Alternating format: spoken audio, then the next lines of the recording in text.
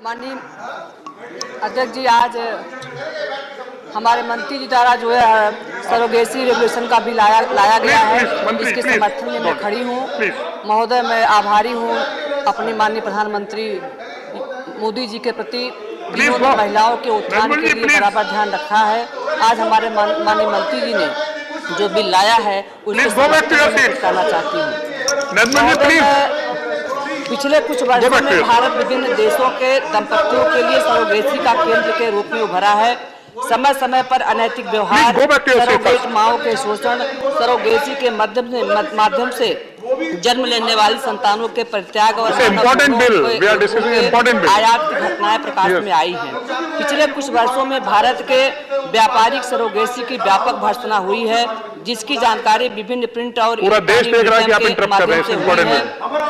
Surrogacy के विनियम के लिए कोई कानून न होने के कारण सरोगेसी पद्धति का सरोगेसी क्लिनिकों ने दुरुपयोग किया है, जिसके व्यापारिक सरोगेसी और सरोगेसी के क्षेत्र में अनैतिक व्यापार की घटनाओं में बेरोक बढ़त हुई है।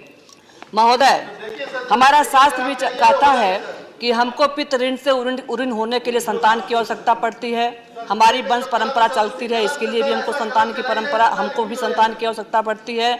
और संतान की आवश्यकता हमारे धर्मों में है, शास्त्रों में है, सब में है। महोदय, जो ये बिल आया है, यह बिल बहुत सारी अच्छाइयों को लेकर के आया है। समाज में उन महिलाओं को बड़े निष्क्रिय भाव से देखा जाता है। समाज उनकी बड़ी उपेक्षा देखता है। जो मां नहीं बन सकती, जो बाचपन की शिकार होती हैं, ऐसी माओं का भी समाज में बहुत दुर्व्यवहार किया जाता है, उनको उचित सम्मान नहीं किया जाता है।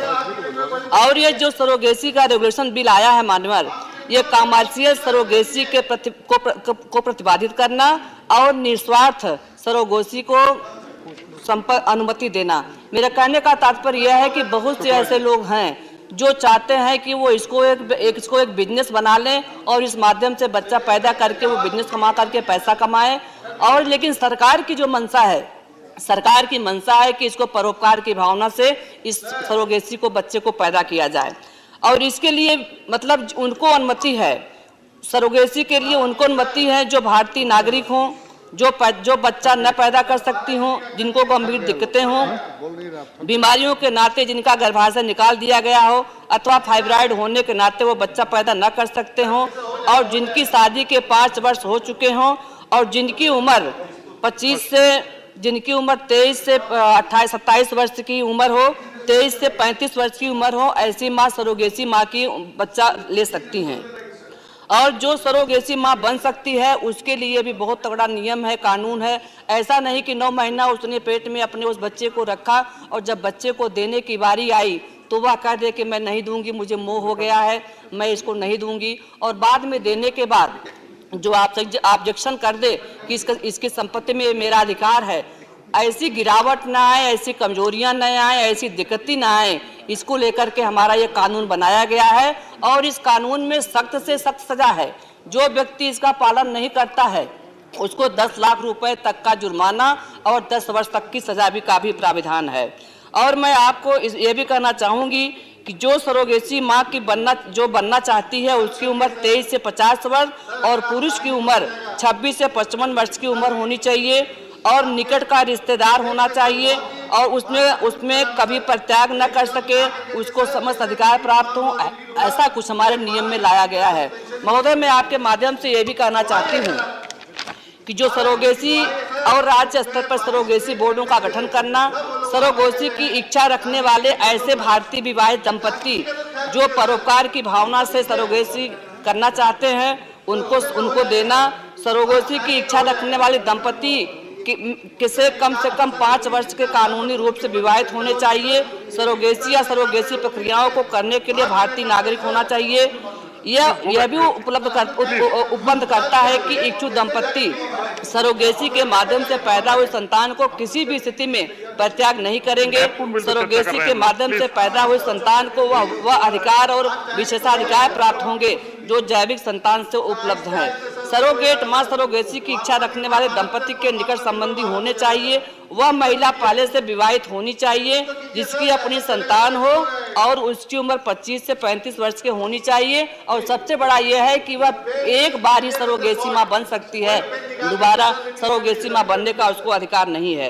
राष्ट्रीय स्तर पर सरोगेसी बोर्ड गठन करना, जो अधिनियम के अधीन उसे प्रदान की गई शक्तियों का प्रयोग करेगा और कृत्यों का निष्पादन करेगा।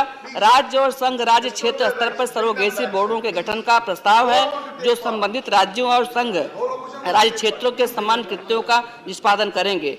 राज्य और संघ राज्य क्षेत्र स्तर पर एक या अधिक समुचित प्राधिकरणों की स्थापना करना, जो अधिनियम के उपबंधों को कार्यान्वित करने हेतु कार्यकारी निकाय के रूप में काम करेंगे।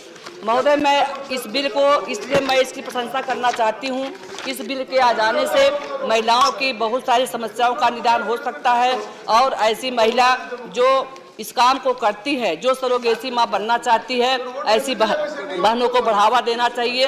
और मैं ये भी कहना चाहूँगी, सरकार ये जो नियम बनाई है, जो सरकार कानून लेकर के आई है, जो अधिनियमों को आज इस पार्लियामेंट के अंदर रखना चाहती है, इसके बिल आ जाने से समाज के वो लोग जो इसको व्यावसायिक रूप में कर रहे हैं, जो अनधिकृत रूप से अपनी क्लिनिक खोल करके ऐसा काम कर रहे हैं और उनका शोषण कर रहे हैं, हमारी सरकार ये जो अधिनियम बिल लेकर के आई है, यह बिल हिंदुस्तान की उस माताओं के लिए अब साफ बनकर के आई है जो कभी मां नहीं बन सकती, जिसका सपना नहीं पूरा हो सकता था। यह बिल ऐसे लोगों को बढ़ावा लेकर के आई है जिनका यह सपना पूरा होने वाला है और उनके सपनों को भी चकनाचूर करेगी, जो इसके माध्यम से अनधिकृत रूप से पैसा कमाते थे, व्यापार करते थे।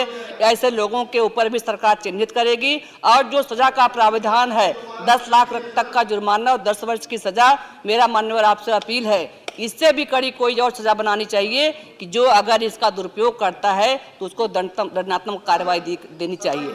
माननीय, मैं आज इस अपने माध्यम से इस बिल का समर्थन करती हूँ। माननीय मंत्री जी को धन्यवाद देती हूँ, पूर्ण सरकार को धन्यवाद देती हूँ और माननीय प्रधानमंत्री जी के प्रति आभार व्यक्त करती हूँ कि आपने जिस तरह से महिलाओं के उत्थान के लिए तरह तरह के नियम कायदा कानून लाने का काम किया है, उससे हिंदुस्तान के सभी महिलाओं का मार्गदर्शन हुआ है, सभी महिलाओं का सम्मान हुआ है। अंत में मैं इस बिल का समर्थन करते हुए अपनी वाणी को विराम देता हूं। धन्यवाद सीमा जी।